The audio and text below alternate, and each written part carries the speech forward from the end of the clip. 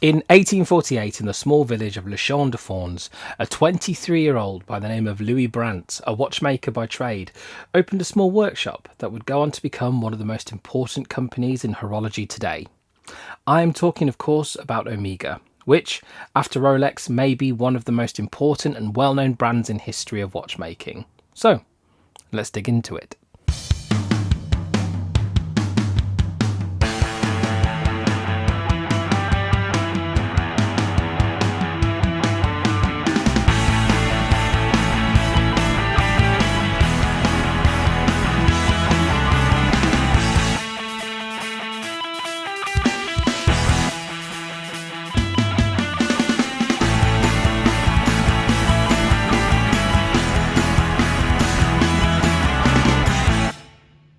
Hello everyone and welcome back to the Vintage Warlock channel. I hope you are all safe and well, and today we're going to be doing a deep dive into Omega, how the brand got started and where it is today. But before we get started, if you like the format of these videos, please consider giving it an old thumbs up in the section below. I'm also an affiliate with Revolut Banking, making your watch purchases just a little bit easier. More about them in a bit.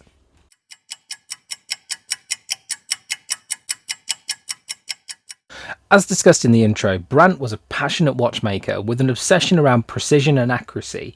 He aimed to push his vision with every watch he created, and it only took a few years for him to establish his reputation amongst the elite watchmakers and consumers in Europe.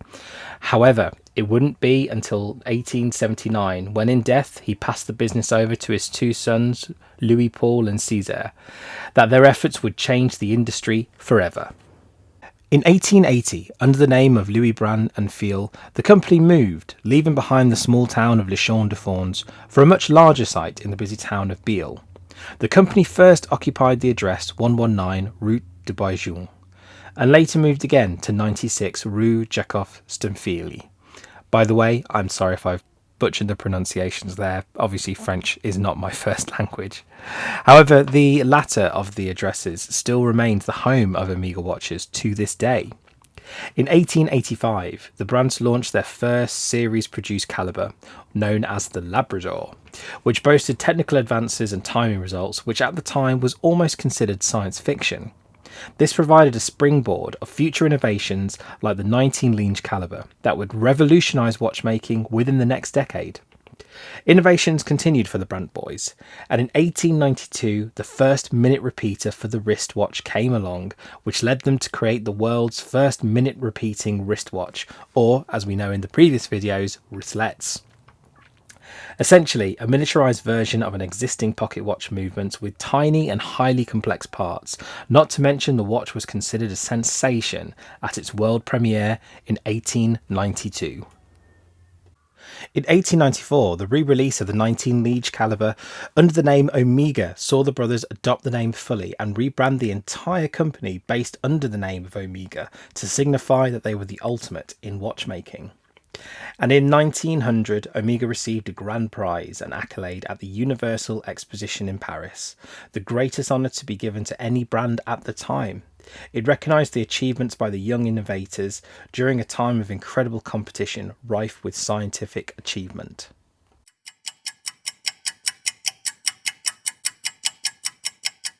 Three years after this achievement, Louis Paul and César would both unfortunately pass away. Now with a large company with a production line of over 250,000 watches per year and an employment of 800 people, Omega was handed down to the ownership of four young and relatively inexperienced people, all younger than 25. The eldest of whom, Paul Emile Brandt, would be given the big shoes to fill at just the young age of 24. Paul Emile Brandt would rise to this challenge with gusto. Hailed as the great architect and builder of Omega, his influence would be felt over the next half-century.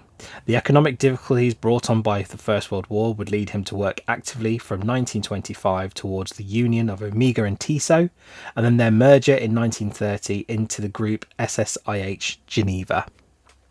Now, it was during this period that Omega watches served as the official timekeeper for 16 sporting events thanks to its accuracy and reliability.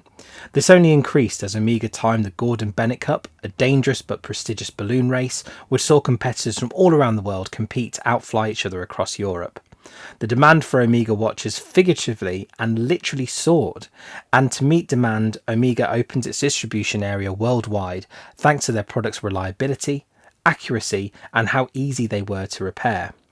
You also see Omega springing to create designs for the time, with its changing designs keeping in touch with the Art Deco designs of the period, which even led to Omega winning another grand prize for its designs in Paris in 1925.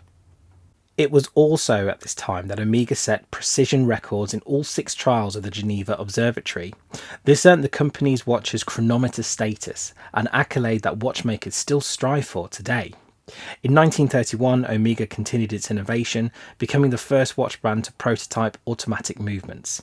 In 1932, Omega became Olympic timekeepers by being able to measure up to a tenth of a second, which was outstanding for the time. In the same year, the brand introduced a commercially available diver's watch, which became the watch of choice for many deep-sea adventurers after the successful test at Lake Geneva led to a result of 73 metres, coupled with laboratory tests to 135 metres. This watch was called the Omega Marine.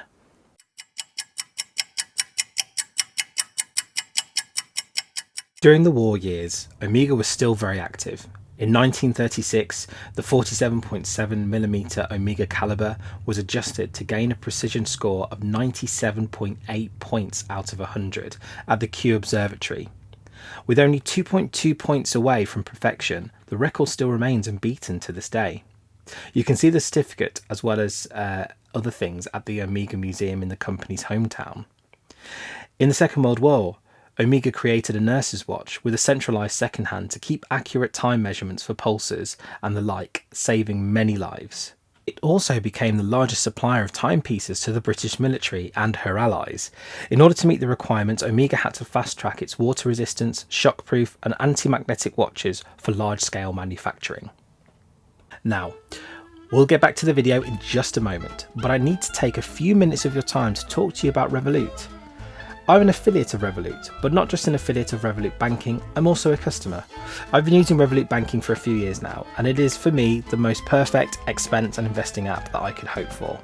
I have accounts set up in US dollars, Canadian dollars as my folks live there, euros, and of course the not so great British pound, but there are many more that you can choose from. All are relating to independent bank accounts, but they give you full control and access of your banking experience and including what currency you want to send and receive money in, giving you the best value for money.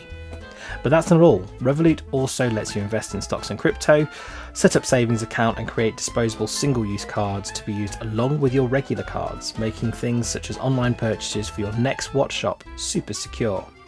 Revolut is simple and easy to use, and most importantly, it's completely free. Sign up today, link in the description. Now, let's finish off this video.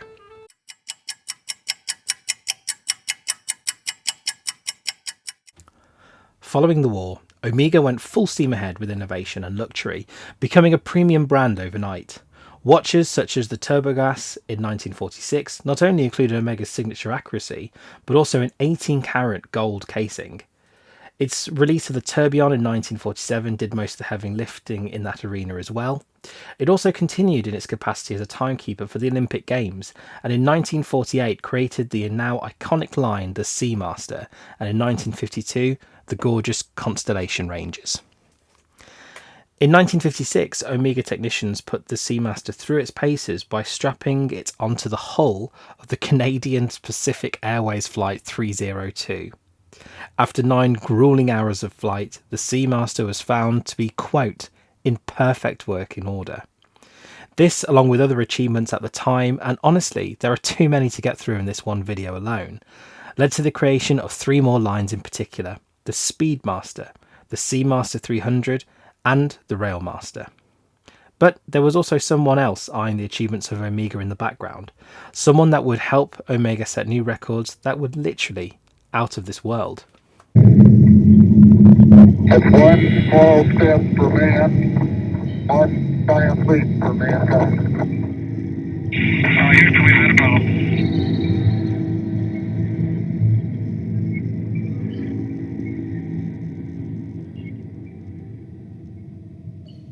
By now you no doubt know the story. After a series of tests meant to push horology of the time to its absolute limits, Omega was chosen by NASA for all of its manned spaceflights. Beginning in 1962, the Speedmaster accompanied Wally Schirra on the Mercury Sigma 7 mission, which orbited the Earth for 9 hours, 13 minutes and 11 seconds. Through the Apollo space missions as well, the Speedmaster became a notable and continuous side for astronauts. To this day, Omega is one of only 2 watch brands to reach the lunar surface, becoming known as the definitive moon watch in the process. The other watch to reach the moon was the Bulliver Lunar Pilot. We did a review on that recently. I'll include a link below. Through the 60s and 70s, more lunar and aviation missions came along, making Omega the go-to choice for most of these missions. But underneath the surface, a crisis was brewing. A crisis that would change the watch industry for good.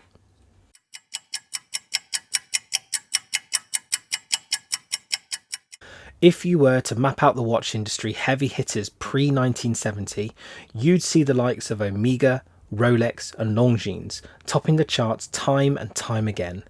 But in the 70s, thanks to a little known thing called the quartz crisis, 2 other names would join their ranks as horological powerhouses. I'm of course talking about Seiko and Citizen. In response to this new threat from the East, Rolex continued concentrating on its expensive mechanical chronometers, where the expertise lay, though it did have some experiment with quartz. While Omega tried to compete with the Japanese in the quartz market with Swiss-made quartz movements.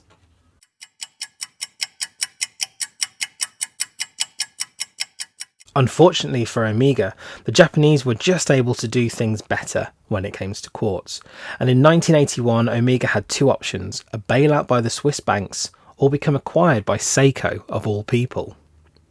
Omega of course chose the bailout, and within 5 years its holding company was taken over by a little business called the Swatch Group. Today the company owns the likes of Omega, Blancpain, Longines, Mido, Tissot, Hamilton and the ETA movements, and that's just a few. It makes it an absolute giant in the industry. In recent years, Omega still has provenance. In 1993, the Omega Speedmaster spent a full year in space despite the zero gravity and the environment. It was still considered to be an absolute perfect working order. And in 1995, Omega began a long and illustrious relationship with the James Bond franchise, starting out with Pierce Brosnan's excellent 1995 film GoldenEye, through to his not so good ones, and then Daniel Craig's outings from Casino Royale all the way through to his last outing as 007 in No Time to Die. Today, Omega movements are considered industry leading, with its coaxial movements, retro reissues, Olympic timekeeping accuracy and anti-magnetic casings, not to mention all of the new releases that they've brought out recently, making it a truly special brand with a legacy worth preserving. So Omega, what do you think of them? I've been looking forward to doing this deep dive into Omega for a while. I was debating whether to do Rolex or Tudor next, but actually after doing the Hans Wilsdorf review, which I'll link to at the end of this video, I decided to go with Omega instead, just because it's a Swiss powerhouse just like Omega, and they have a slightly longer history, but it was interesting nonetheless, and it's a bit more variety to have on the channel as well. If you found value in this channel, don't forget to like, share and subscribe. You can follow me on Instagram in the links below.